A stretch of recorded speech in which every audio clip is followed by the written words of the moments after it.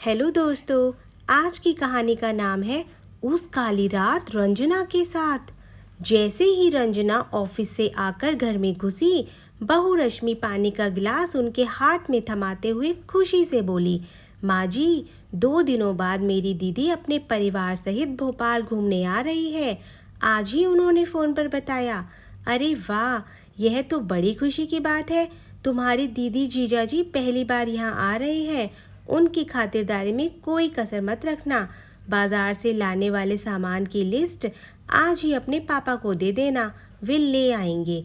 हाँ माँ, मैंने तो आने वाले 3 दिनों में घूमने और खाने पीने की पूरी प्लानिंग भी कर ली है। माँ, दीदी पहली बार हमारे घर आ रही है, यह सोचकर मन खुश हुआ जा रहा है। रश्मि कहते हुए खुश थी। बड़ी बहन मेरे लिए बहुत खास है। 12वीं कक्षा में पापा ने ज़बरदस्ती मुझे साइंस दिलवा दी थी और मैं फेल हो गई थी। मैं शुरू से प्रत्येक क्लास में अव्वल रहने की वजह से अपनी असफलता को सहन नहीं कर पा रही थी और निराशा से घिरकर धीरे धीरे डिप्रेशन में जाने लगी थी। तब दीदी की शादी को 2 महीने ही हुए थे। मेरी बिगड़ती हालत को देखकर दीदी बिना कुछ सोचे विचारे मुझे अपने साथ अपनी ससुराल ले गई थी। जगह बदलने और दीदी जीजाजी के प्यार से मैं धीरे धीरे अपने दुख से उभरने लगी थी। मेरा मनोबल बढ़ाने में जीजाजी ने कोई भी कसर नहीं छोड़ी थी। उन्हीं की मेहनत और प्यार का फल है कि डॉक्टरेट करके आज कॉलेज में पढ़ाकर खुशहाल जिंदगी जी रही हूँ। माँ, कितना मुश्किल होता होगा अपनी नई नवेली गृहस्थी में किसी तीसरे, वह भी जवान बहन को शामिल करना। रश्मि ने अपनी दीदी की सुनहरी यादों को ताज़ा करते हुए अपनी सास से कहा, हाँ सो तो है बेटा, पर तुम उनकी यादों में ही खोई रहोगी कि कुछ तैयारी भी करोगी। दीदी के कितने बच्चे हैं? रंजना ने उत्सुकता से पूछा। 2 बेटे हैं माँ। बड़ा बेटा अमन इंजीनियरिंग के आखिरी साल में है और छोटा अर्णव 12वीं कर रहा है। रश्मि ने खुशी से उत्तर दिया। अच्छा, कहते हुए रंजना ने अपने 2 कमरों के छोटे से घर पर नज़र डाली, जो 4 लोगों के आ जाने से भर जाता था। उन्होंने पति के साथ मिलकर बड़े जतन से इस घर को उस समय बनाया था जब बेटे का जन्म हुआ था। तब आर्थिक स्थिति भी उतनी अच्छी नहीं थी, सो किसी तरह 2 कमरे बनवा लिए थे। उसके बाद परिवार बड़ा हो गया, पर घर उतना ही रहा। कितनी बार सोचा भी कि ऊपर 2 कमरे और बनवा ले ताकि किसी के आने पर परेशानी ना हो, पर मुंह फाड़ती इस महंगाई में थोड़ा सा पैसा बचाना भी मुश्किल हो जाता है। खैर, देखा जाएगा।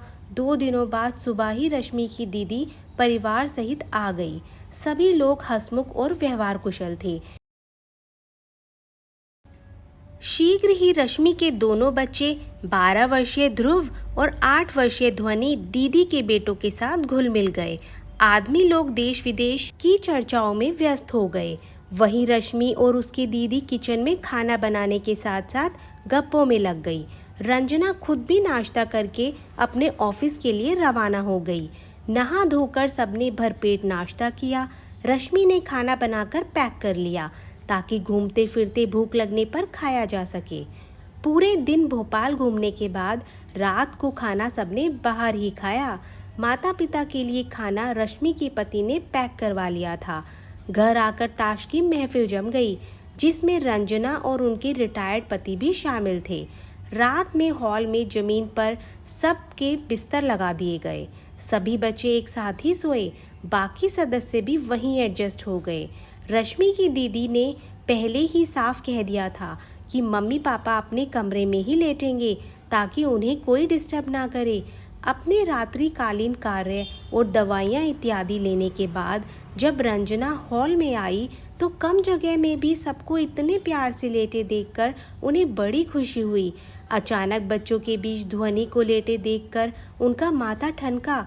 वे अचानक बहुत बेचैन हो उठी और बहू रश्मि को अपने कमरे में बुलाकर कहा, बेटा, ध्वनि अभी छोटी है, उसे पास सुलाओ। माँ, वह नहीं मान रही, अपने भाइयों के पास ही सोने की जिद कर रही है। सोने दीजिए ना, दिन भर के थके हैं सारे बच्चे। एक बार आंख लगेगी तो रात कब बीत जाएगी पता भी नहीं चलेगा। कहकर रश्मि वहाँ से खिसक गई। वे सोचने लगी, यह तो सही है कि थकान में रात कब बीत जाती है पता नहीं चलता, पर रात ही तो वह समय है जब सब सो रहे होते हैं और करने वाले अपना खेल कर जाते हैं। रात ही तो वह पहर होता है जब चोर लाखों करोड़ों का हाथ साफ करते हैं। दिन में कुलीनता, शालीनता, सज्जनता और करीबी रिश्तों का नकाब पहनने वाले अपने लोग ही अपनी हवस पूरी करने के लिए रात में सारे रिश्तों को तार तार कर देते हैं। कहते हैं ना, दूध का जला छाछ भी फूंक फूंक कर पीता है। सो उनका मन नहीं माना और कुछ देर बाद ही वे फिर हॉल में जा पहुंची। ध्वनि उसी स्थान पर लेटी थी। उन्होंने धीरे से उसके पास जाकर ना जाने कान में क्या कहा कि वह तुरंत अपनी दादी के साथ चल दी। बड़े प्यार से अपनी बगल में लिटाकर वे ध्वनि को कहानी सुनाने लगी और कुछ देर में ही ध्वनि नींद के आगोश में चली गई। पर नाते रिश्तों पर कतई भरोसा ना करने वाला उनका विद्रोही मन अतीत के गलियारे में जा पहुंचा, जब वे भी अपनी पोती ध्वनि की उम्र की ही थी। परिवार में उनके अलावा 4 वर्षीय एक छोटी बहन थी। माँ गांव की अल्प शिक्षित सीधी सादी महिला थी। एक बार ताऊजी का 23 वर्षीय बेटा मुन्नू उनके घर 2-4 दिन के लिए कोई प्रतियोगी परीक्षा देने आया था। भाई के आने से घर में सभी बहुत खुश थे। आखिर वह पहली बार जो आया था। गर्मी का मौसम था।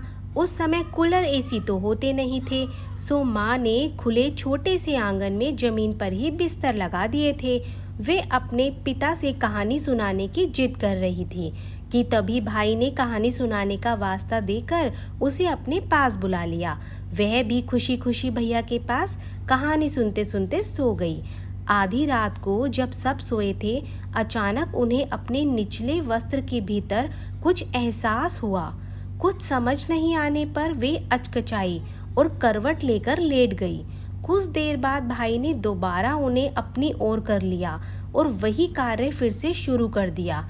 ना जाने क्यों उसे ये सब अच्छा नहीं लग रहा था। जब असहनीय हो गया तो एक झटके से उठी और जाकर माँ से चिपक कर लेट गई। उस दिन बहुत देर तक नींद ही नहीं आई। वह समझ ही नहीं पा रही थी कि आखिर भैया उसके साथ क्या कर रहे थे।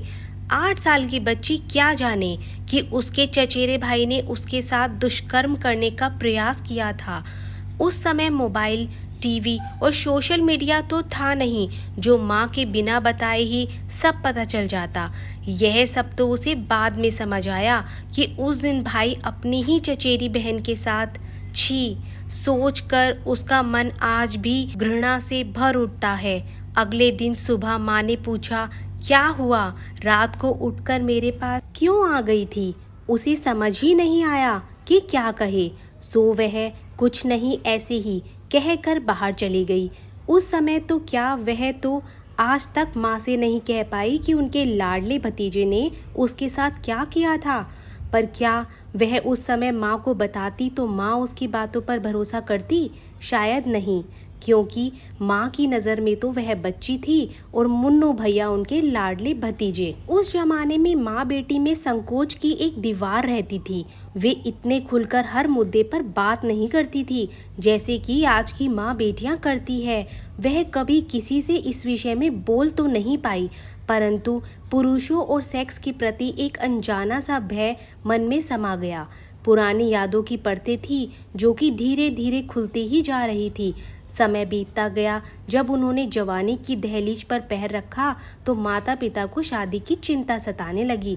आखिर एक दिन वह भी आया जब पेशे से प्रोफेसर वसंत उनके जीवन में आए। उन्हें याद है, जब वे शादी करके ससुराल आई तो बहुत डरी हुई थी। पति बसंत बहुत सुलझे और समझदार इंसान थे। उन्होंने आम पुरुषों की तरह संबंध बनाने की कोई जल्दीबाजी नहीं की। जब सारे मेहमान चले गए तो एक दिन परिस्थितियां और माहौल अनुकूल देखकर बसंत ने जब उनके साथ संबंध बनाने की कोशिश करनी चाही तो वे घबरा कर पसीना पसीना हो गई और उनकी आंखों से आंसुओं की अविरल धारा बहने लगी। इसके बाद जब भी बसंत उनके नज़दीक आने की कोशिश करते, उनकी यही स्थिति हो जाती। उन्होंने कई बार रंजना से इसका कारण जानने की कोशिश की, परंतु रंजना हर बार टाल गई। एक दिन जब घर में कोई नहीं था, समझदार बसंत ने मानो समस्या हल करने का बीड़ा ही उठा लिया। वे रंजना का हाथ पकड़कर जमीन पर बैठ गए और बड़े प्यार से इस मनोदशा का कारण पूछने लगे। पहले तो रंजना चुप रही, पर फिर बसंत के प्यार भरे स्पर्श से सालों से जमी बर्फ की परत मानो पिघलने को आतुर हो उठी। उनकी आंखों से आंसू बह गए और रोते रोते पूरी बात उन्होंने बसंत को कह सुनाई, जिसका सार यह था कि बसंत जब भी उनके नज़दीक आते हैं उन्हें वह काली रात याद आ जाती है और वे घबरा उठती हैं। बसंत कुछ देर तो शांत रहे। वातावरण में चारों ओर मौन पसर गया। वे मन ही मन घबराने लगी कि न जाने बसंत की प्रतिक्रिया क्या होगी। परंतु कुछ देर बाद माहौल की खामोशी को तोड़ते हुए बसंत उठकर उनकी बगल में बैठ गए। रंजना का हाथ अपने हाथ में लेकर बड़े ही प्यार से बोले, रंजू, जो हुआ उसे एक बुरा सपना समझकर भूल जाओ। तुम्हारी उसमें कोई गलती नहीं थी। गलती तो तुम्हारे उस भाई की थी जिसने एक कोमल कली को कुचलने का प्रयास किया, जिसने तुम्हारे माता पिता के साथ विश्वासघात किया, जिसने रिश्तों की गरिमा को तार तार कर दिया। वह भाई के नाम पर कलंक है। जहाँ तक माँ का सवाल है, वे यह कभी सपने में भी नहीं सोच पाई होंगी कि उनका सगा भतीजा ऐसा कर सकता है। परंतु अब मैं तुम्हारे साथ हूँ। हम पति पत्नी हैं। तुम्हारा और मेरा हर सुख दुख साझा है। कल हम एक काउंसलर के पास चलेंगे, जिससे तुम अपने मन की सारी पीड़ा को बाहर लाकर अपने और मेरे जीवन को सुखमय बना पाओगी। इतना भरोसा रखो अपने इस जीवन साथी पर कि जब तक तुम स्वयं को मानसिक रूप से तैयार नहीं कर लेती, मैं कोई जल्दबाजी नहीं करूँगा। बस इतना प्रॉमिस जरूर चाहूँगा कि यदि भविष्य में हमारी कोई बेटी होगी तो तुम उसे संभाल कर रखोगी। उसे किसी भी हालत में परिचित अपरिचित की हवस का शिकार नहीं होने दोगी। बोलो, मेरा साथ देने को तैयार हो? हाँ बसंत, मैं अपनी बेटी तो क्या, इस संसार की किसी भी बेटी को उस मानसिक यातना से नहीं गुजरने दूंगी जिसे मैंने भोगा है। पर मुझे अभी कुछ वक्त और चाहिए। रंजना ने बसंत का हाथ अपने हाथ में लेकर कहा। तो बसंत मुस्कुराए और प्यार से बोले, यह बंदा ताउम्र अपनी खूबसूरत पत्नी की सहमति का इंतज़ार करेगा। अचानक रंजना कुछ सोचते हुए बोली, बसंत, मैं धन्य हूँ जो मुझे तुम जैसा समझदार पति मिला। मुझे लगता है हर महिला बाल्यावस्था में कभी ना कभी पुरुषों द्वारा इस प्रकार से शोषित होती होगी। आज अगर तुम्हारे जैसा समझदार पति नहीं होता तो मुझ पर क्या बीतती। तुम बिल्कुल सही कह रही हो। कितने परिवारों में ऐसा ही दर्द अपने मन में समेटे महिलाएं जबरदस्ती पति के सम्मुख समर्पित हो जाती हैं। कितनी महिलाएं अंदर ही अंदर घुटती रहती हैं और कितनों के इसी कारण से परिवार टूट जाया करते हैं। जबकि इस प्रकार की घटनाओं में महिला पूरी तरह निर्दोष होती है, क्योंकि बाल्यावस्था में तो वह इन सब के मायने भी नहीं जानती। चलो अब कुछ खाने को दो, बहुत जोरों से भूख लगी है। बसंत ने कहा तो वे मानो विचारों से जागी और फटाफट चाय नाश्ता लेकर आ गई। कुछ दिनों की काउंसलिंग सेशन के बाद वे सामान्य हो गई और एक दिन जब वे नहाकर बाथरूम से निकली ही थी कि बसंत ने उन्हें अपनी बाहों में ले लिया और सेक्सुअल नज़रों से उनकी ओर देखते हुए बोले, अब कंट्रोल नहीं होता। बोलो हाँ है ना। बसंत की प्यार भरी मदहोश कर देने वाली नज़रों में मानो वे खो सी गई और खुद को बसंत को सौंपने से रोक ही नहीं पाई। बसंत ने उन्हें 2 प्यारे और खूबसूरत से बच्चे दिए, बेटी रूपा और बेटा रूपेश। उन्हें अच्छी तरह याद है, जैसे ही रूपा बड़ी होने लगी वे रूपा को अपनी आंखों से ओझल नहीं होने देती थी। दोनों बच्चों के साथ बसंत और उन्होंने ऐसा दोस्ताना रिश्ता कायम किया था कि बच्चे अपनी हर छोटी बड़ी बात माता पिता से ही शेयर करते। वे चारों आपस में माता पिता कम दोस्त ज़्यादा थे। बेटी रूपा जैसे ही 7-8 वर्ष की हुई, उन्होंने उसे अच्छी बुरी भावनाओं, स्पर्श और नज़रों का फ़र्क भली भांति समझाया ताकि उसके जीवन में कभी कोई रात काली ना हो।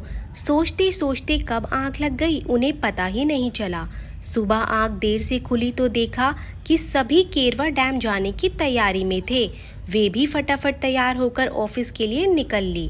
अगले दिन रश्मि की दीदी का सुबह की ट्रेन से जाने का प्रोग्राम था। 3 दिन कैसे हंसी खुशी में बीत गए पता ही नहीं चला।